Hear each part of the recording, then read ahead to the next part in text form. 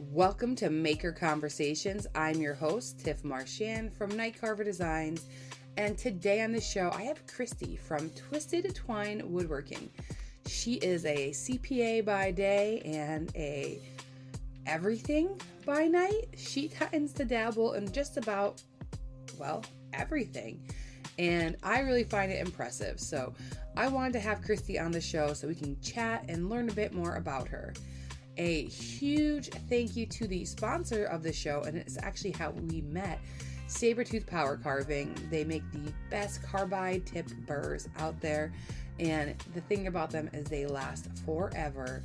You'll never have to replace them, and you'll want to build yourself a collection. So check them out at sabertooth.com and use NIGHTCARVER10 to save 10%, and that's in all caps. All right, let's get on to the show. I live by timers right now, like an alarm. Like that's me. That's me now. Crazy. Now, how old are your boys? Did you say? They're 6.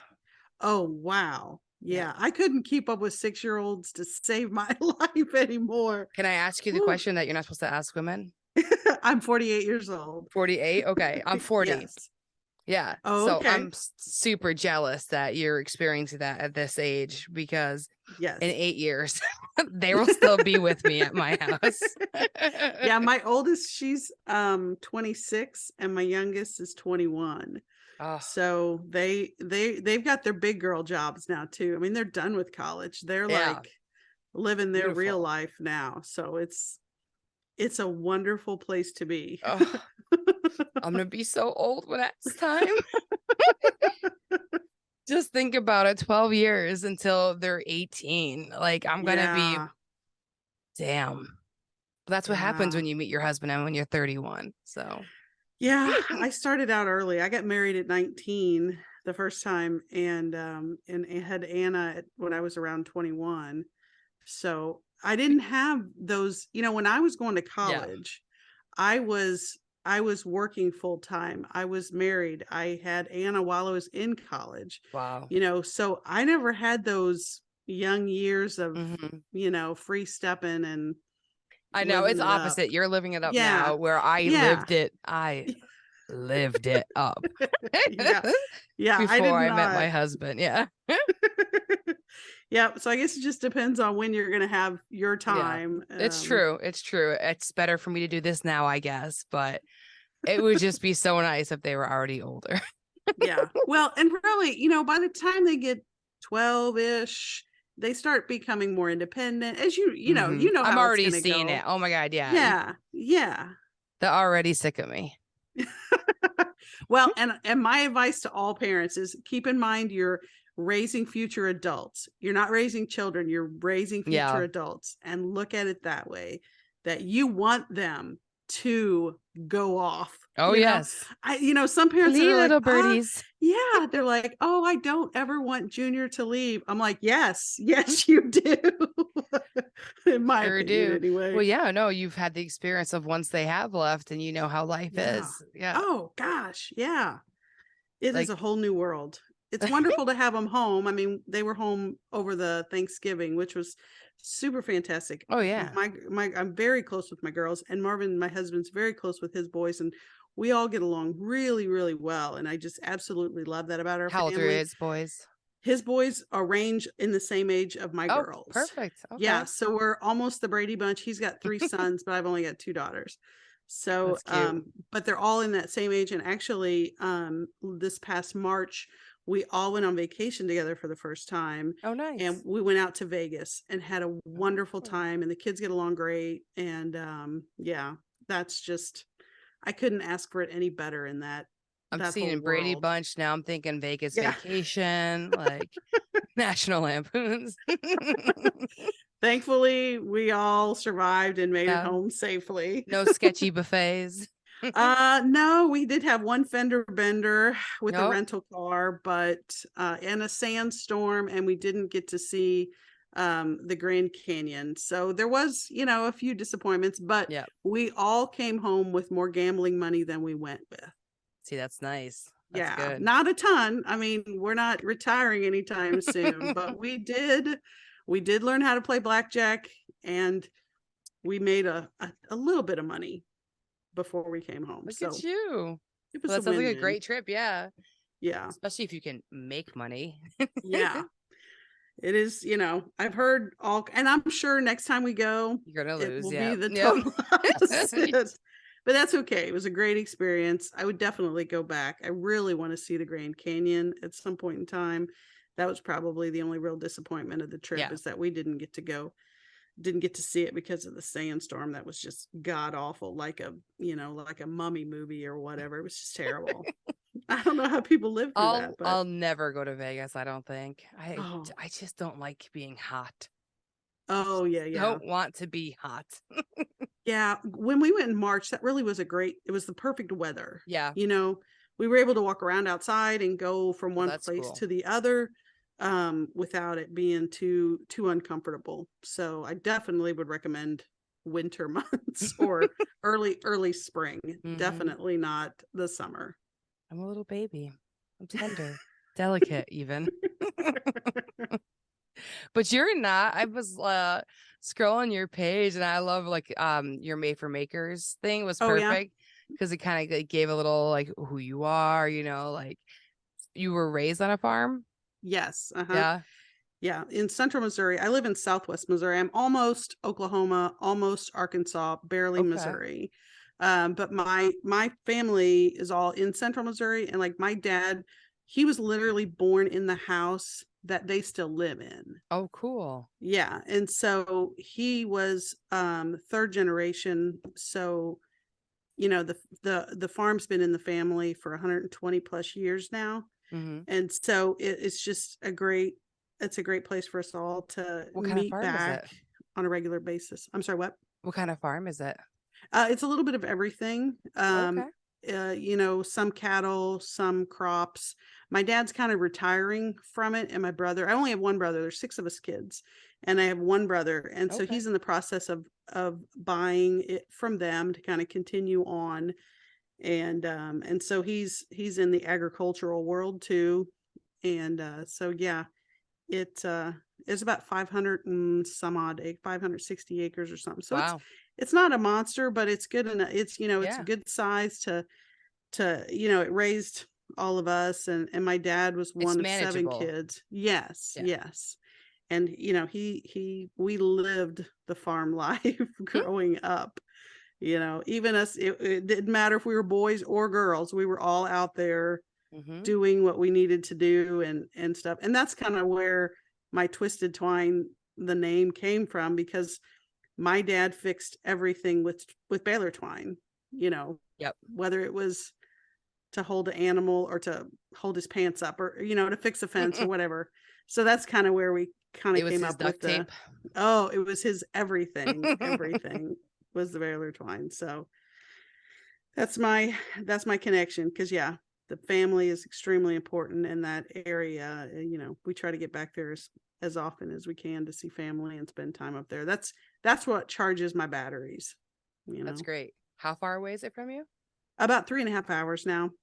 That's not too bad. So yeah, it's manageable. We can head up after work on a Friday night and then still, have a good weekend, and then come back on a Sunday afternoon and have a good time. My girls, one's in Kansas City and one's in St. Louis. So we're kind of on the three far ends of Missouri as far as larger cities anyway. So central Missouri is kind of our middle point. So I'm much more likely to see my girls at the farm at my parents rather than them coming down here. They do that a couple times during the year, but not real often. We just more likely to gather up there together. That's cool. That's nice having a hub. Yeah, that definitely is what it is. It's funny because I'm not used to people that aren't in like New England talking about how you can cross over states and stuff because you're so close to state lines. Yeah. It's just, it literally is right there. Because my husband, he has a business in Northwest Arkansas. He's in construction. So that's why, like right now, I used to have a 10-minute commute to work, and now I've got an hour-long commute each way, because we needed a place kind of halfway in the middle between his work and mine. And it works out. I have a lot of time for podcasts. A lot of time. I remember that time. For being on the phone a lot with family, and So yeah. I used to like that, like on my hour, because I had an hour ride commute I drove it for 14 years. Oh wow, yeah. Yeah, it was a lot, for a while. So I've listened to a lot of music and a lot of podcasts, but I used to love making phone calls on the way home because it just got shit done. It's yeah. You know, I'm okay, did that, I did that, Yeah. sweet. I can just like go home and just be there, you know, like not worry anymore about the things I had to get done. Yeah, exactly. Just kind of, whew, there's my border. I cross the border into the yard, into the driveway. Boom, I'm home now. Yeah. Yep. I think it's fun. The first time that I got to meet you was at Maker's Camp on your honeymoon. Yes. Like, that was pretty cool. And what a fun honeymoon.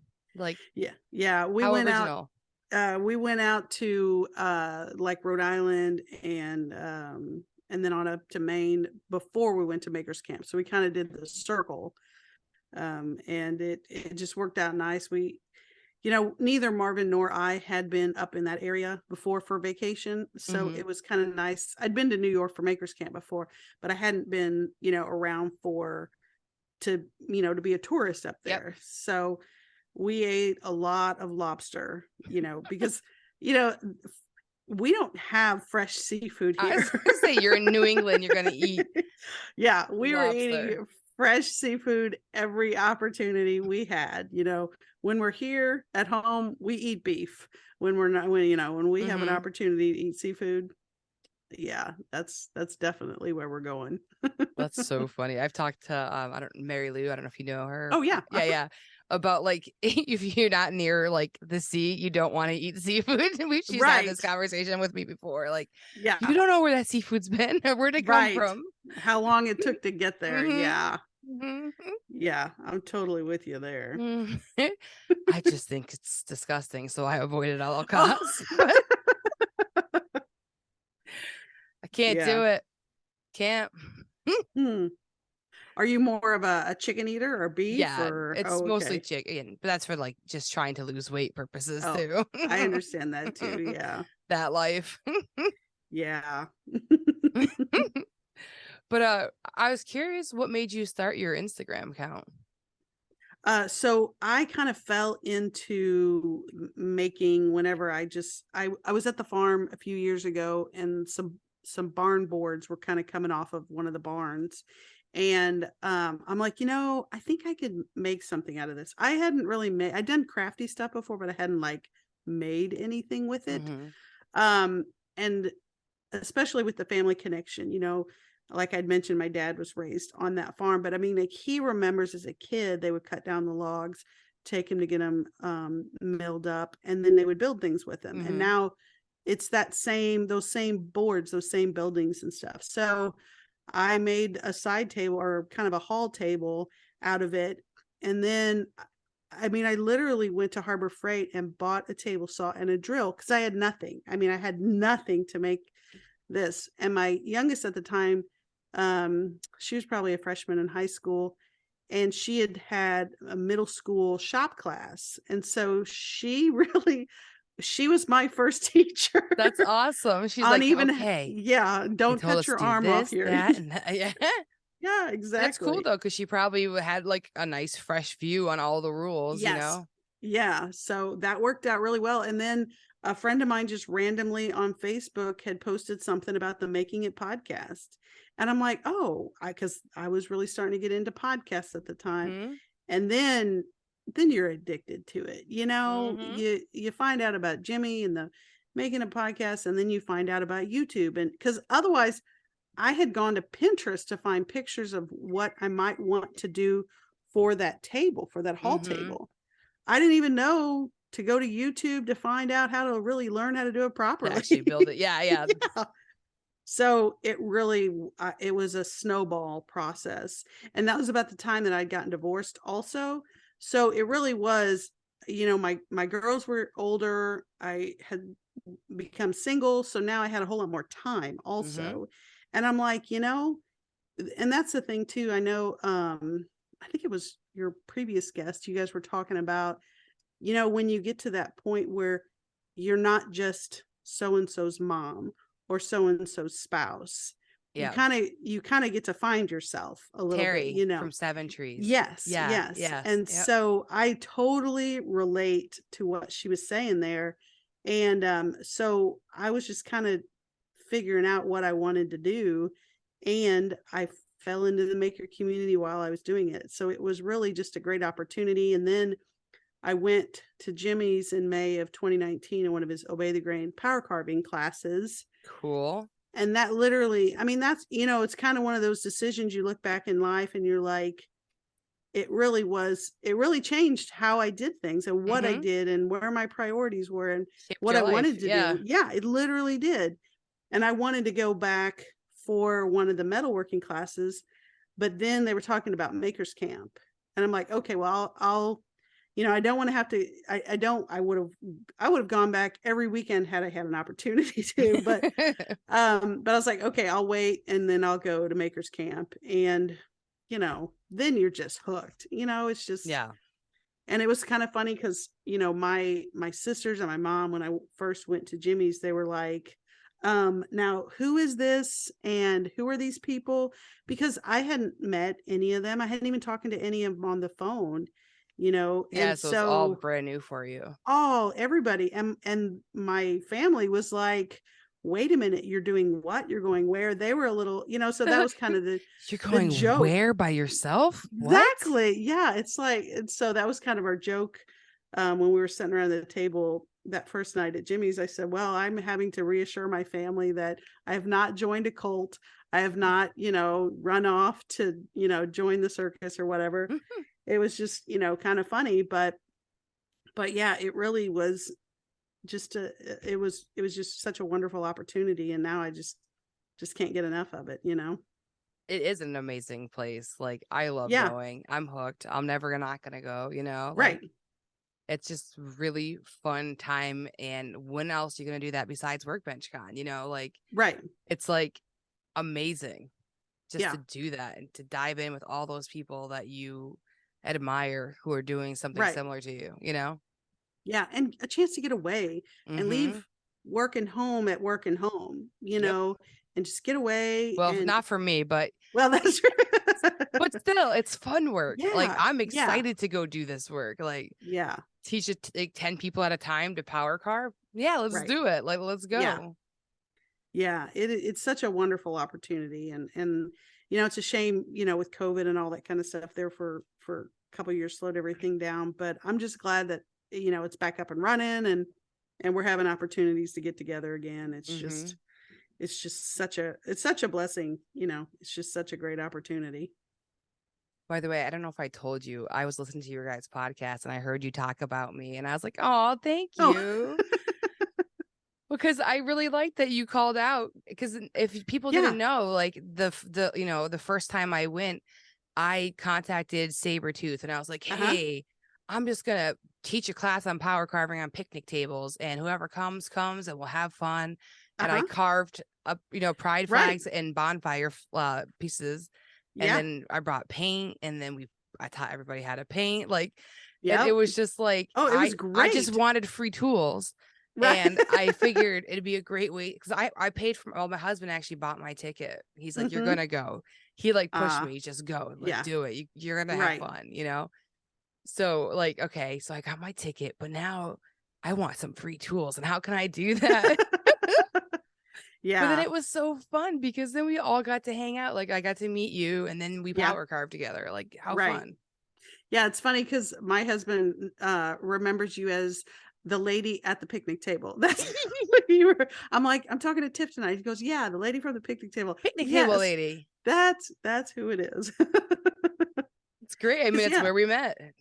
And that, that's the whole point of, or, one of the principles, I guess, of Makers Camp is bring what you know and share and help educate. And you went from a picnic table to, one of the tents, tent, man. That's how it's supposed to work. That's how it's supposed to. And folks were loving that, getting a chance to get in there. They were fiending. We had people coming back so many times that we were like, okay, I'm sorry, but we have to let someone new try. And they're like, I understand. Like, it was really funny. Because we had spoons and people wanted to finish their spoon. Like they were determined. They weren't going to go home and finish it. They wanted to finish it now. Yeah. Oh, I totally get it. Yeah. So most of the stuff that you build, are you building it for yourself, or do you sell it or give it to family and friends? Like, most things are given to family or friends. I do keep some things for myself, but for the most part, I give them away. I've never sold anything, and I'm okay with that. It's so much nicer when you're not trying to sell stuff. Yeah. Having to sell your stuff is the worst part. I'll make all day, but it sucks. Yeah. Yeah. Yeah. I've kind of got an ongoing list of requests from people, or holidays, or birthday requests or weddings. I love when somebody wants me to make him a gift. Yeah. Yeah. And especially because most of the material that I use is material from the farm. So I feel like I'm kind of giving a bit of my history to, or if it's to family, I'm giving their history to them. Yep. With something that I make for them. So I really, that's a nice feeling. I'm really happy to do that. Yeah. To kind of, I think Austin referred to me as a sentimental woodworker. So that's kind of my, I guess that's my new tagline. I'm a sentimental woodworker. Twisted Twine Woodworking. Yeah. On the sentimental side. We gotta figure a name. We gotta figure that one out. That was bad. That was terrible. I'm sorry. Let's move on. So anyways, you're a CPA. Yes. We wanted to talk about that a little bit. I know yesterday you gave a tip, and like that's been your thing. How long have you been doing your tax tips? Yeah, tax tips Tuesdays started right after Maker Camp. Because I've been in public accounting from 94 till 07, and then I had a client that I started working for exclusively for the client for the past 15 years now, but I still do all types of accounting, and I'm kind of more of a liaison rather than the actual tax preparer now. But I love accounting, and I realize nobody else outside of the accounting world ever says that, but I'm a numbers person. I mean, I love to analyze numbers. And so just different times when I've visited with different folks in the maker community, and especially at Makers Camp too, had opportunities, when you're sitting around eating breakfast together or lunch or supper or whatever, and you're talking about what you do outside of the maker community or whatever. And as soon as I mention that I'm a CPA or I'm an accounting or whatever, they're like, oh, so you like doing that? Yeah, exactly. But most people, especially folks that are doing this as a either a side hustle or as a full-time job, they realize the importance that they do have to actually keep track of stuff. So it was actually the Tuesday after Maker Camp, and I'm literally driving to work that morning, and you know how it is when you come back from Maker Camp or Workbench Con or whatever. Your mind, your brain stop. is You've had so many conversations. You found so many gaps that you could fill. Yeah. Oh yes, I know. Yeah. So I was literally driving, and I recorded my little first tax tip Tuesday, and it was about taking these trips, Makers Camp, Workbench Con, whatever, they're conferences, they're either education or their promotion, or they're depending on what you're doing at these type of things, that's a business expense if you're running a business. So I think folks need to just kind of maybe be reminded of stuff like that. And so I recorded the first one while I was driving, and of course one of my maker friends, he messaged me, he's like, you should not be recording while you're driving. Of course. Like, yeah. Yes, Dave. Thank you very much. I know. So I've not been driving since then while I've been recording my little text tip Tuesdays. But yeah, I just kind of, think of stuff that I think might apply to folks in the maker community or any kind of small business person that I think will help them. Because I realize that most folks that run small businesses, they didn't get into it because they love bookkeeping. They didn't get into it because they got into business. It. You know what I mean? Yeah. They got into it because they like that, making that product. They like making. It's not, they don't, business is just part that you have to survive. Like, right. Exactly.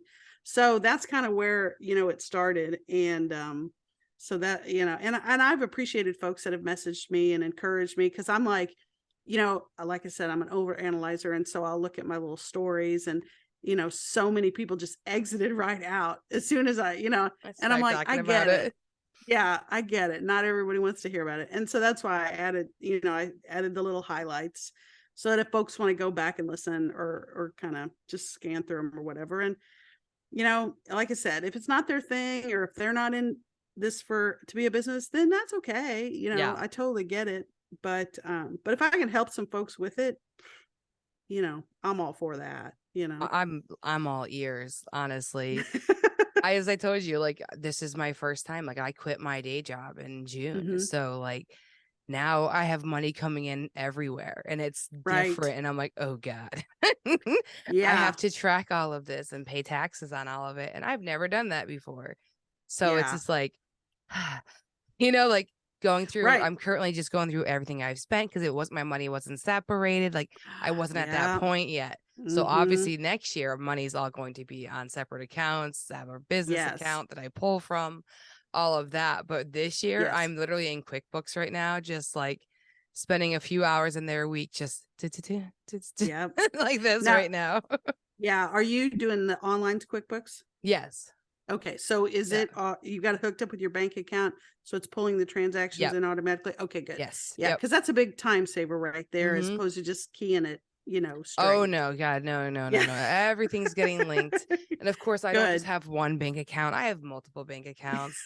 So yes, it's been a feat, but I'm just like, you need to just hone it in, get it all organized now so that next year I can just not even think about it. Like, I just want to have it all ready. And so that's currently what I've been doing financially, of just trying to like get focused in while, continuing to try to actually do this crazy career that I chose. So it's a bit of a struggle, but it's a lot of fun. So yeah. And that's the key. I mean, keeping up with it is very important, because if you, and I think it was last week or week before, whenever, if you wait till next year to be tallying up this year's information, you're behind already. And it's hard to kind of get a gauge as far as what you're going to owe, or whether you need to do certain things before the end of the year to kind of help you out a little bit. So, getting ahead and staying on it is really the key, as far as you were talking about, like whether to make a big expense on a new tool or something like.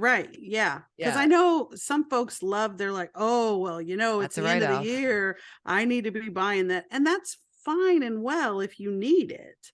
But, and I think the line I used was, don't waste $1 trying to save a dime. Because, if it's not something that you need, then you're just wasting money, or if it's not something that you're going to be able to use in the real near future, it's not really doing you a whole lot of good, especially if maybe you end up having a year where you're not, you don't have any taxable income in your business, So there's a whole lot of things depending on what level you're running your business at. Exactly. So, looking at how you're going throughout the year I think is as important as looking at where you're selling or how you're doing the other aspects of your business, because, nothing stops a business like financial problems. Yeah. I mean, yeah, it's true though. I know that's no fun to hear, but, so I think it's important. And I think, I want to help folks as much as I can. I mean, my day job has me more busy than I want it to be. And with the commute and everything. So I'm not looking to be the maker's accountant as much as maybe that would be a kind of a fun thing to do. But I do want to help folks. I want to, if they've got questions or whatever, I'm more than happy to kind of give my 2 cents for, if it's something that I can help with. Can you give us like 5 tips as like a new business, what you should do just to get yourself ready for your business? Yeah. So you hit on the first one as far as having a separate bank account. Track it and pay attention to what you're doing as far as income and expenses. And then also, depending on where you're at geographically, what state you're in, what city you're in, you do need to check with your county or your city and find out whether you do need a business license, because that kind of stuff. And honestly, just look on the website or call City Hall. They will be more than happy to help you get right off the bat, so those kind of things are very important too. And then as far as like day-to-day tracking of stuff, mileage, keep track of your miles and where you're going, because that is a big chunk of change. If you're delivering stuff, or if you're, anytime you're going to Lowe's or Home Depot or whatever, that mileage really adds up. Yeah. So keeping track of that is really important. And there's a few apps that do that too. I've seen. Yes. That'll help you track it. Yes, definitely. And then paying attention to the expense of your shop, like the structure, and normally it's kind of referred to as the home office deduction, which of course in this case it's the workshop deduction. But if you're working from home and you have a place that you are regularly doing business there exclusively, right, like where I am currently, right, exactly, right. So figure out your square footage compared to the rest of your house, and take those expenses. I've got two big rooms of this house. There you go. So yeah, those are big chunks of change now. And really, like, as you're keeping track of your QuickBooks, all your income and expenses going out, the cost of your shop is kind of a different calculation. So those are those side calculations are the things you're going to have to really pay attention to too. Like I said, your shop or mileage, keeping track of that stuff is really important, because that's outside of just your checking account kind of thing. Right. Yeah. And so I'm trying to think, what are a couple other things? I said, you can give us more than 5. Yeah. Sales tax. That's the other thing, as far as, and there too, it has to do with your state or your local situation. Mm-hmm. It's very important to get on the front end of that right out the gate. Make sure if you are selling where you need to be charging sales tax, mm-hmm. then don't get behind on that. Get registered for that and take care of that. Shoot, I had one just jump through my mind. I was gonna say, I know Shopify too will track your sales tax for you and stuff too. Yeah. I'm all about what can help me, what can automate it for me. Oh yeah. And that was the other thing too. As far as actually preparing your income tax return, there's nothing that says makers have to make everything. You know what I mean? Mm-hmm. Sometimes it's important to get a specialist, someone who, does this for a living, to help out in certain areas. Yep. So like, as far as filing a tax return, they do that on a daily basis. So, and I know they're going to cost money, but a lot of times you will save enough in taxes to cover what the fee is going to be to have that tax return prepared. So, and you'll feel confident in it. Yeah. Yes. Yeah. Yes. I think I'm going to have somebody do mine too. Like, I'm just like, I'll get it all prepared and clean so I don't have 1,000 questions, because I don't want that. Yeah. Well, and then like next year, if you have somebody help prepare for this year's tax return, then next year, just look at it, look it through and be like, okay, do I feel confident enough or comfortable enough to be able to do this? And unfortunately, the rules always change, as far as just, and even the little silly thing with the meals expense now. If you go out to eat, if you go to a restaurant, either picking up or eating there, and you're there for business purposes, mm-hmm. meeting someone in your business, you're meeting a client or you're meeting a potential client or something, and you're talking about business, and you document that on your receipt. If you're at a restaurant, that's 100% deductible. It used to be a 50% deduction, but now it's 100%. That's just for 2021 and 2022. It was a post-COVID kind of thing. So that's why I have to categorize it in QuickBooks, because they keep I'm like, oh, okay, that was a business one. Okay, because I was like, I put all my workbench cons ones as business meals. Obviously, I learned from listening. Yeah, but like if you're picking up something at a grocery store and you're going to meet somebody and talk about it, that's just 50% deductible. I know it's silly. Interesting. But it's the restaurant versus a not restaurant. Like I said, it's a COVID thing. They were trying to help the restaurant industry after. That's great though. Yeah. Yeah. So, it's just little things like that do kind of add up. But like I said, having a professional prepare your tax return is definitely something to think about, when someone's going, and then having someone local too, because the other thing is, like I said, too, states and cities, they got their own rules and all those extra benefits and disadvantages. So having someone that knows your local situation, that is a big help also. Yeah.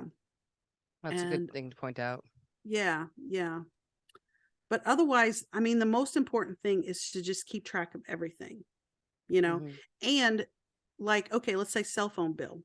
Your cell phone is definitely a large part of what you do for your business. And some would say it's my life. Yeah. Yeah. And some would say 100% all business, which, I guess maybe the argument can be made. But keep in mind, as you're preparing your bookkeeping to have a tax return prepared, every number that you have on that information, if you get audited, you're going to have to sit across from an auditor and feel confident in your information. So keep that in mind. Unfortunately, in public accounting and everything, I've gone through a number of audits with clients, and you just have to be comfortable in what you're putting out there. And we always had a saying, let me make sure I get it right. Pigs get fat, hogs get slaughtered. So got you. The tax code is gray. Unfortunately, it's not cut and dry. There's a lot of interpretation in a lot of things. But if you're just eating a little bit, you'll get okay. But if you're, going hog wild, deducting things that are neither ordinary or necessary, brace yourself, because that could definitely come back. It's funny that you're saying that. So I went to at Haven this year. I went to the taxes for influencer class. And I came in there and people were trying to write off the most insane things. And she's like, did you do it to your house because you needed it?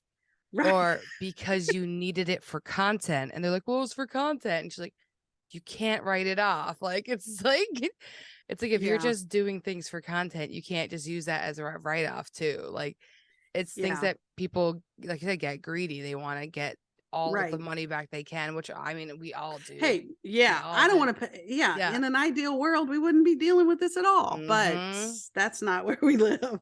Nope.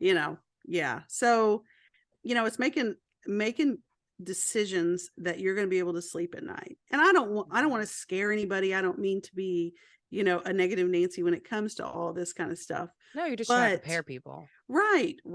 Get ahead of the game, be consistent, and, just be straightforward and honest about it. And then you'll be fine, Yeah. And also prepare for your taxes. I mean, if a person knows if they're making money or not, especially if they're having a separate bank account, they can see their bank account, whether there's more money in there all the time.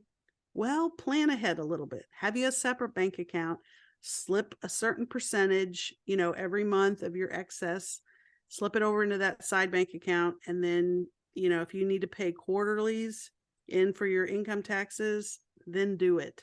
You don't want to wait till the end of, April 15th. And then all of a sudden it's like, oh my gosh, I don't have the cash to pay for it. Unless you were preparing all year, like keeping that money aside. Right. Set that money aside. I said there's always 2-3 ways to do something, but be cognizant, like you need to save. That's what I've been doing. I have money being automatically transferred into a different bank account that it just disappears. Like I never had it.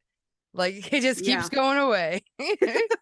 Well, and when a person has a W-2, like an employee, like I do, my taxes are withheld on my paycheck every 2 weeks when I get paid. So I never see it. And so having it like that, I don't have that anymore. So. Yeah. But having it automatically drafted out and slipped into another bank account, maybe even a bank account that you don't have access to online, that I might don't use be, it besides pay my mortgage. That's the only thing that comes out of it. Yeah. Yeah. So, just kind of plan I ahead a know little bit. myself. I take the chunks.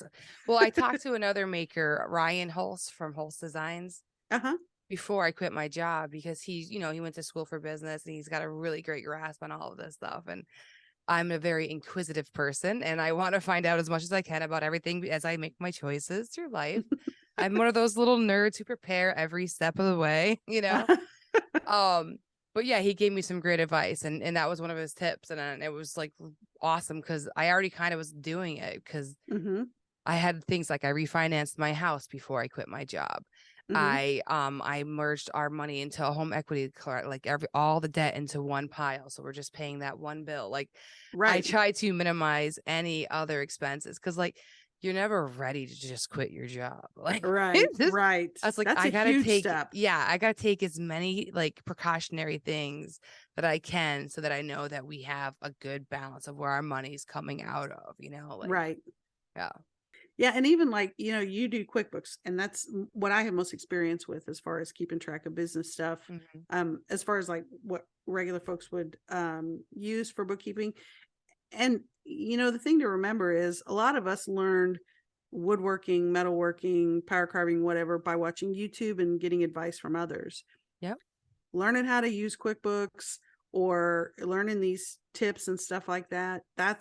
You can also learn that watching YouTube, watching that's not as fun. I know. Trust me. I have a little face But no, it's good information though. Yeah. Once you get over that hurdle and you're comfortable with it, just think about how much smoother it's going to go down the line. We all want to learn, but then you have to put that video on. It's like QuickBook tips. Yeah. Hi. Today we're going to learn about QuickBooks. Yes. Chapter 1.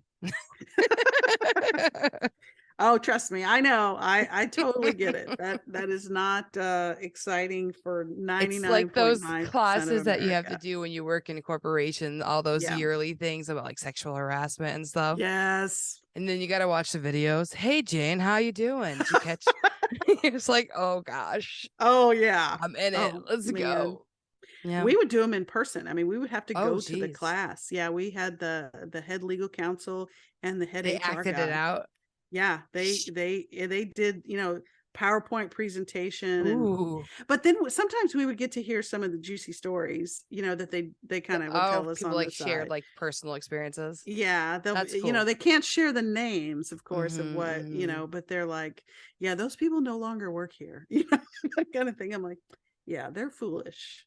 Okay, I want to know about these ornaments that you're making right now because they're so freaking cool. Oh, thank you. I had no idea what you were doing because I watch people cut wood into strips a lot.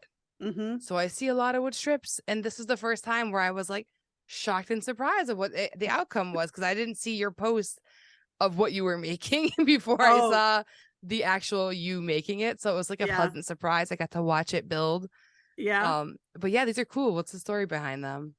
Yeah, so we had for the Making Your Way podcast, we did the ornament swap, and so I was trying to find, I'm always wanting to incorporate barnwood, and so last year when Dean did the little ornament, where he had donated a good god awful amount of money to the Boys and Girls Club for anybody that sent him an ornament.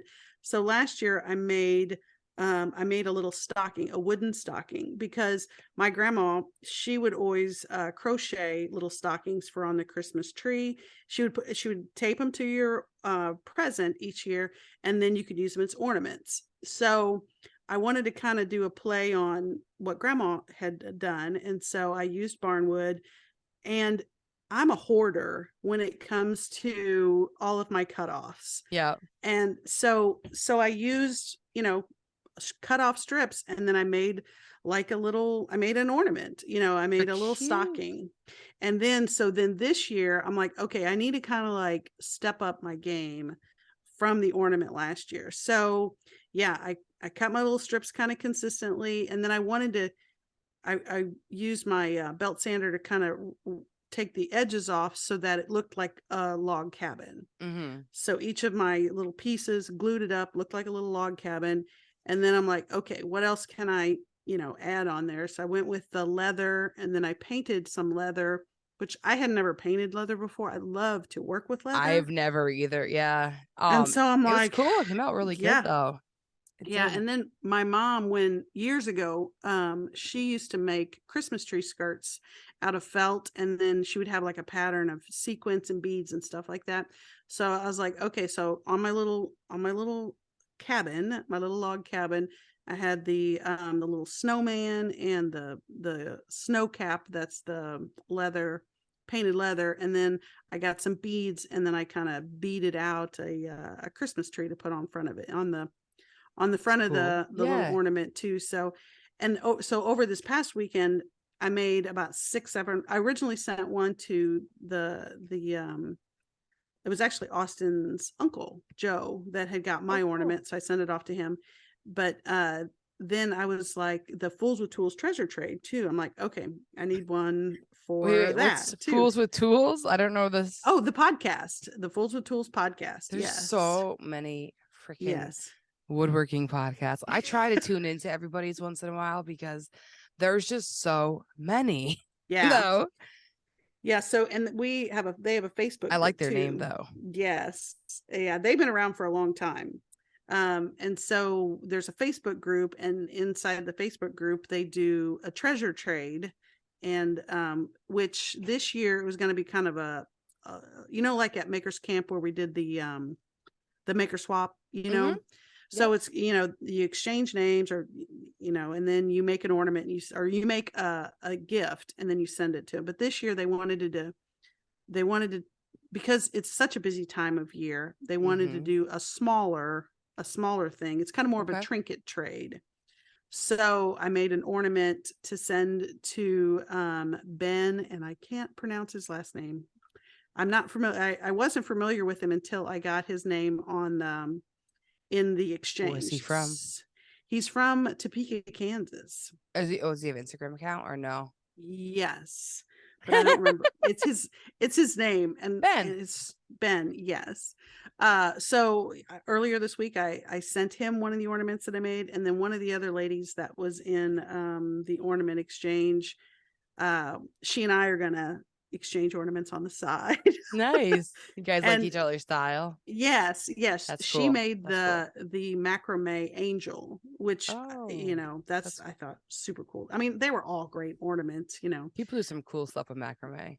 Yeah, I've done a lot of needlepoint and crocheting and that kind of thing, but I've never done any that witchcraft macrame kind of stuff. I don't mess with the stuff. Yeah. I just enjoy watching what others do and stuff. Yes. I'll sit back and you guys do your thing. Yeah. Yeah. So now I've got a few extra. My girls are wanting one of each of the ornaments. So, it's kind of, and then I've got how many are you up to making? Yeah. So I've made 7 so far. Okay. And I've shipped 3 of them. Nice. And so then 2 of them, one will go to each of my daughters, and then I'll probably keep one. And then my family does a gift exchange, like a white, it's usually it's not a white elephant, like it's like it's a decent gift. The intention should be a decent gift. So, but anyway, I'm thinking about including one of those ornaments with that. That'd be fun. So yeah, I think I will probably have them all divvied out before the end of the year. But and when prior to this, like fall, I never would have been like, oh, let me make a batch of them. Yeah. Because normally I'd be like, I'm going to make 1 or 2 for a specific, person or for a specific thing. But, like this fall, Austin, who does the podcast with me, he did like a little makers camp at his house. And so we all made one of something for everybody. So I made 20 boxes. Wow. Yeah, for first aid kits, because we've had a year of first aid needs with building the shop.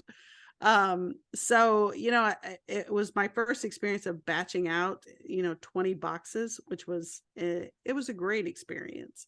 But so then when I was making these ornaments, I'm like, I think let me go ahead and make, half a dozen of them and see. It should save me time. Then I've got them if I need them to give away or whatever. So That's yeah, cool. I love that though. Fun little ornaments to make for sure. I just whipped up some the other day on a laser just to see. I'm like, oh, Yeah. play around. See, it worked awesome. I'm like, oh, now I need more. I want to make more ornaments. Like I still have to finish them. I just sanded them today though. I was like, how do I sand these now? Because I'm like, I better use the surf prep because it'll be a little bit more gentle than anything else. Yeah. Of course, I made like that intricate one with the flowers, so it's like everything's like paper thin. I'm like, I don't want to just sit there and like destroy it once I get it. So I was very grateful. So shout out to Surf Prep because that was very good that I had that thing. Yeah. I was like, foam, that'll be good. Yeah, I've not used a laser or anything like that. I'm so new to it. Oh, yeah, but I'm learning. It looks like it's got so many possibilities. Yeah, I mean, will be using it a lot very soon. So I have to got to get my butt in gear and learn it. I want to use my rotary. I haven't put it in yet. I'm such a little baby. I'm like, just plug it in. Just do it, Tiffany. You've got cups. Just do it one day. So yes. Yep. After this craft fair, that is my first goal. Well, I won't say craft fair, it's a market. But after this, then it's time. Yeah. But I understand those. There is an apprehension for new things like that. But then it's like once you get past that initial hurdle or whatever, then you're like, shoot, why didn't I do this a long time ago? Or why was I so apprehensive? Why was I so afraid? But I totally get it. I'm with you there. It's just like once you know what it is, it's like you open up the program and then you can't figure something out. So then you say, fuck it. No, no, fuck it. No. Then you gotta get yourself, okay, no, go try that program again. Right. You can do it. You can do it. Because like I couldn't get it to connect for a while. And then somebody told me like, oh, you have a Mac? Well, you've got to unplug it, restart it, then plug it back into your Mac, and then it'll read it. And I'm like, geez. Oh, it was only for the first time, thankfully. Okay. But I was just like, oh my God, like seriously, that's what was holding me up because it held me up for like 3 weeks. I'm like, I can't get it to connect. I can't get it to connect. Yeah. And like, I was working a full-time job plus Workbench Con and Sabretooth. So I wasn't going to call Boss Laser and complain because I didn't have time to be on the phone. Yeah. And I was just so grateful when that maker said that to me. And I was just like, thank you. Thank you, woodworking community. Yeah. Thank you. Yeah. It's invaluable. Just all the little tidbits and everything. I mean, there's so many things that I never would have done. I never would have even contemplated doing that I've, you do so much. You try I'm game everything. for it all. Yeah. I'm a little disappointed with myself that I've not done anything really in the metalworking world yet. I mean, I've done when we've been at like events, welding, stuff like that. I would love to weld. Yeah. I totally want to do that. And we've got a very small welder. But I just need to make a point to just do it, get some metal art would be cool. Like you watch like Ray Ripple, what she does and stuff. And I'm just like, I want to play with that. Yeah. I mean, my goal is to do everything for a project. If it's a box, I want to do the hinges and the latch and the, whatever. If it has any metal in it, if it's welding or if it's, forging or if it's leather or whatever, I want to do all the parts. That's what I want. I like that. Yeah. I'd love to make a couple knives. Most of it down already. Well, we'll see. It's one thing to kind of do something at a maker event where you're being like literally walked through the entire process together. But where you take that knowledge, you bring it home, and then you do your research again. Yeah, you refresh yourself. You're like, okay, I enjoy. At least you enjoyed it or not. Like right. That's key. Like my husband and I went to the Hammer Inn because he always was interested. You watch Forge of Fire, you're like, oh, that looks like fun. So he was really into it. I'm like, well, let's just go. I'm like, I want to meet Dre and Lucas anyways. We talk on Clubhouse. I want to go meet him. Let's go. And then we went and he didn't like it. But We had a fun time. I loved it. Yeah. I met everybody. That's where I got to meet. Like, I was Mm-hmm. laughing because I was like, oh, I'm just sitting here painting while Jimmy DeRessa's eating a bagel, hanging out with me. I'm like, it's fine. It's cool. Like, that's cool. You know, like, this is a fun experience. So then, like, that's why my husband bought me the maker camp ticket, because he's like, you're going. You really had fun. You're going. He goes, but I'm not going. Well, and that's okay. You know, I mean, that's the thing. I like being a free bird. Yeah. You know, not all of this stuff is for everybody, you know. No, and Marvin, he's not in the garage type of guy. No. Yeah. And Marvin went last year and had a great time. But, you know, like this year he had so many other things going on. And then he went with me when we went to Virginia to Austin's place. So he's like, you know, I just can't do both, because they were both in October. And I'm like, I totally get that, you know, so you know, not everybody has to do everything all the time. So exactly. Yeah.